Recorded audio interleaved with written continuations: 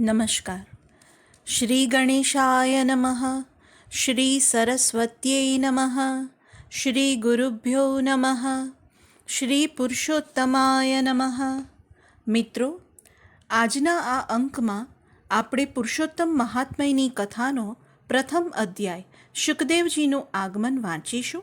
આપ સૌ તેને પ્રેમથી ગ્રહણ કરશો. નમઃ શ્રી કૃષ્ણચંદ્રાય પરિપૂર્ણતમાય ચ અસંખ્યાંડાધિપતયે ગોલોકપતયે નમઃ. શ્રી રાધાપતયે તુભ્યં વ્રજરાધીશાય તે નમઃ. નમઃ શ્રી નંદપુત્રાય યશોદાનંદનાય ચ દેવકી સુત ગોવિંદ વાસુદેવ જગત્પતે. યદુત્તમ જગન્નાથ પાહિ મામ પુરુષોત્તમ. નમઃ શ્રી કૃષ્ણાય પુરુષોત્તમાય નમઃ. વંદન કરતા ભક્તજનોને કલ્પવૃક્ષની પેઠે ફળ આપનાર, વૃંદાવનમાં વિનોદ કરનાર, વૃંદાવનને વિકસિત તથા આનંદિત કરવામાં ચંદ્રમા સમાન અને સમગ્ર આશ્ચર્યમય એવા પુરુષોત્તમ ભગવાનને ચરણે હું વંદન કરું છું. શ્રી નારાયણને, નરોમાં ઉત્તમ નર ભગવાનને, દેવી સરસ્વતીને તથા વ્યાસમુનિને નમસ્કાર કરું છું. પૂર્વે નૈમિષારણ્યમાં યજ્ઞ કરવાની ઈચ્છાથી આસિત દેવલ, પૈલું, રથીતર, રૈભ્ય, શક્તિ, બૌધાયન, કણાદ, જૈમિની, શર્મિત્ર અને પૃથશ્રવા એ નામના મુનિઓ પોતપોતાના શિષ્યો સાથે આવ્યા હતા. તે બધા બ્રહ્મમાં સ્થિતિ પામી ચૂકેલા વેદો તથા વેદમાં અંગરૂપ ગણાતા સર્વશાસ્ત્રોમાં પારંગત, લોકો પર કૃપા કરનાર, પરોપકાર કરવાના સ્વભાવવાળા, બીજાનું ભલું કરવામાં તત્પર અને વેદમાં તથા સ્મૃતિઓમાં કહેલા કર્મો કરવામાં કાયમ તત્પર રહેનારા હતા. એ મુનિઓ નૈમિષારણ્યમાં આવી યજ્ઞ કરવાની તૈયારી કરી રહ્યા હતા. એ સમયે મહાજ્ઞાની મહર્ષિ શ્રી વ્યાસમુનિના શિષ્ય સુતપુરાણી તેમના શિષ્યો સાથે તીર્થયાત્રા નિમિત્તે પૃથ્વી પર ફરતા ફરતા નૈમિષારણ્યમાં પધાર્યા. એ સર્વ મુનિઓ તેમના દર્શન કરી અત્યંત હર્ષિત થઈ ગયા. તે વખતે સુતજીએ રાતી છાલના વસ્ત્રો પહેર્યા હતા. તે અતિશય સુંદર લાગતા હતા. પરમાનંદમાં મગ્ન, ઊભું તિલક, ગોપીચંદનથી શંખચક્રના દિવ્ય ચક્ષુ ધારણ કર્યા હતા અને શ્રી હરિનો શ્રેષ્ઠ મંત્ર ઓમ નમો ભગવતે વાસુદેવાય રટતા હતા. સર્વશાસ્ત્રોના અર્થ તથા સાર જાણનારા શ્રી વ્યાસમુનિની કૃપાના પાત્ર અને વ્યાસમુનિ જેવા જ અત્યંત નિસ્પૃહી તે સૂતને ત્યાં આવેલા જોઈ બધા મુનિ એકદમ ઊભા થયા અને હાથ જોડી જગતનો હિત થાય તથા સર્વ પ્રાણીઓનું કલ્યાણ થાય તેવી કથા સાંભળવા વીંટળાઈ વળ્યા. ઋષિઓ બોલ્યા, હે મહાભાગ્યશાળી સૂત, તમે લાંબો કાળ જીવો. તમે થાકી ગયા હશો. અમે તમારા માટે આસન ગોઠવી મૂક્યું છે. તેના પર હવે તમે બિરાજો. બધા પોતાના આસને બેઠા. પછી સુતપુરાણી સર્વના ક્ષેમકુશળ પૂછી એ ઋષિઓએ બનાવેલ આસન પર બેઠા. તે પછી ઋષિઓએ કથા સાંભળવાની ઈચ્છાથી આ વચન કહ્યું.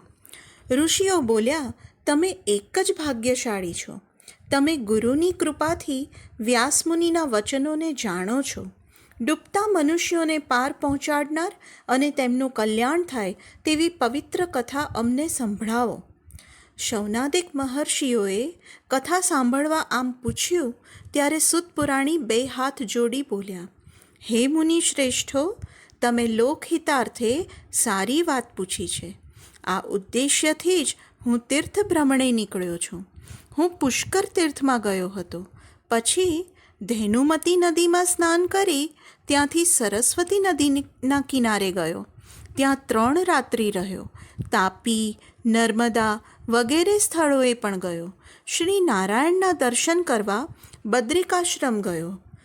એમ ઘણા તીર્થોમાં ફરતો ફરતો કુરુ દેશમાં તથા મંગલ દેશમાં જઈ ચડ્યો અને ત્યાંથી હસ્તિનાપુર ગયો હતો. હે બ્રાહ્મણો, ત્યાં મેં સાંભળ્યું કે રાજા પરીક્ષિત રાજપાટ છોડી ઋષિ શાપથી મુક્ત થવા ઋષિમુનિઓની સાથે મહાપવિત્ર ગંગાના કિનારા પર ગયા છે અને ત્યાં સિદ્ધો, ગોપીઓ તથા સિદ્ધરૂપ ભૂષણોવાલા દેવર્ષિઓ આવ્યા છે. તેમના કેટલાક આહાર રહિત, વાયુનો આહાર કરનાર, શ્વાસનો, ફળનો, પાંદડાનો, ફીણનો આહાર કરનારા છે. તેમના દર્શન કરવા ગયો. તે વખતે વ્યાસજીના 16 વર્ષની ઉંમરના પુત્ર શુકદેવજી પણ ત્યાં આવી ચડ્યા, જે જોરાવદાર, હાંસળીવાળા, પ્રકાશિત કાંતિવાળા છે. તે અવધૂતની આસપાસ થૂંકતા બાળકો અને ગંદકીથી ખરડાયેલ સ્ત્રીઓ જેમ હાથીની આસપાસ વીંટળાઈ જાય તેમ એમની આસપાસ વીંટળાઈ વળ્યા હતા. તેમને જોઈ બધા મુનિઓ હર્ષથી હાથ જોડીને ઊભા થયા. મુનિઓએ શુકદેવજી માટે ઊંચું આસન ગોઠવ્યું. બધા મુનિઓ પણ ત્યાં બેઠા. ત્યાં બેસી બ્રાહ્મણોએ કરેલી પૂજાનો સ્વીકાર કર્યો અને તે વખતે વ્યાસપુત્ર મહામુનિ શુકદેવજી તારાઓથી વીંટળાયેલા ચંદ્રમાની પેઠે શોભી રહ્યા. શ્રી બૃહદ નારદીય પુરાણના પુરુષોત્તમ મહાત્મયનો શુકદેવજીનું આગમન નામનો પહેલો અધ્યાય સંપૂર્ણ. શુભમ ભવતુ. ઓમ તત્સત. કાંઠાગોરની વાર્તા. નદી કિનારે આવેલા સુંદર ગંગાનગરમાં એક ડોશી રહે. ડોશીને 2 દીકરા, બેયને પરણાવ્યા. મોટી વહુ ઘણી અભિમાની અને ધનવાન હતી. પરણીને તે તરત જુદી થઈ. નાની વહુ બિચારી ભલી ભોળી અને ગરીબ ગાય જેવી. ડોશી નાની વહુ ભેગી રહે. વહુ, દીકરો ને ડોશી ભગવાન જે આપે એમાં સંતોષ માને. જપ તપ કરે અને પ્રભુ ભજન કરે. એમ કરતાં પુરુષોત્તમ માસ આવ્યો. ડોશી વહુએ વ્રત લીધા. નાની વહુને થયું કે આવું પવિત્ર ફળદાયી વ્રત જેઠાણી પણ કરે તો સારું. એ તો બિચારી ગઈ જેઠાણી પાસે ને જઈને વાત કરી. મોટી વહુ તો તરત છણકો કરતા બોલી, જા બાઈ જા, હું કાંઈ તારા જેવી નવરી નથી. મારે તો ઘડીકનોય નવરાશ નથી. મારે તો ઘણી દુકાનેથી અને દીકરો નિશાળેથી આવે, દીકરી સાસરેથી આવે ને વહુ પિયરથી આવે. મારે તો જમવા 32 ભોજન ને 33 શાક જોઈએ.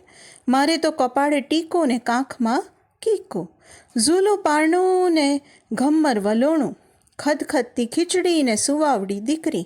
જ્યારે બાઈ, મારે તો કાંઈ ટીલા ટપકા કરવા નથી કે નથી અપવાસા કરવા. ભગવાન જાય રસાતળને કાંઠાગોરનું ફૂટે કપાળ. તું તારે ભજ તારા ભગવાનિયાને અને જમાડ તારા એ ભામટાઓને. મારી જાણે બલા રાત, જા અહીંથી વેગળી ખસ. અને નાની વહુ તો એનું આવું અપમાન થયું એટલે દુઃખી હૈયે ચાલી ગઈ.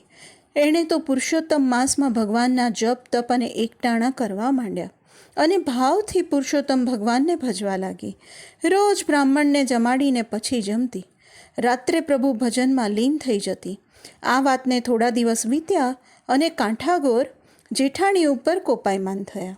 ઘણી પેઢીએથી ધણી પેઢીએથી ન આવ્યો. દીકરો નિશાળેથી ન આવ્યો.